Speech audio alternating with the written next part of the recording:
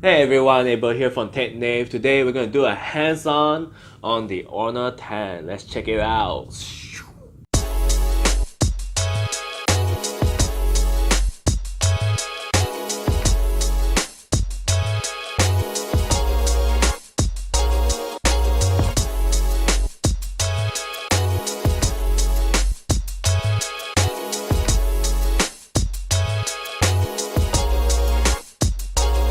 So obviously the first thing to notice about the Honor 10 is the color design.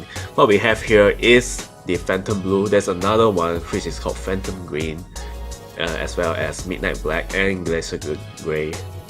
But is there a difference between Phantom Blue and Twilight? So look, if you look straight on the Honor 10 like this, obviously it's just blue.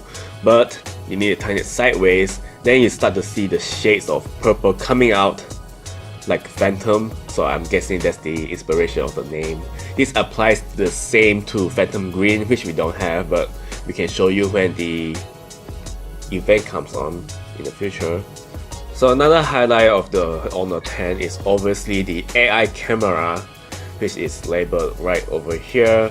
It can be found easily at the camera user interface at the left side or the top. You just need to toggle it, and the camera will do the rest of the work. So let me show you the AI camera example.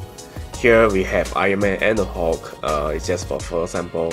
If I tap on AI camera, it will look brighter, more color contrast. If I turn it off again, you can see it's a bit dull, but you know, it's not that bad. But yeah, usually you turn the AI camera, there'll be a scene indication appearing here. So for food, for water, for weather, for plants, for animals, you have it. It's also worth mentioning that the 3D lighting, which is also known as studio lighting, is available for both the front and the rear cameras. You have soft lighting, split lighting, stage lighting, and oh, there's a butterfly lighting as well. And last but not least, classic lighting.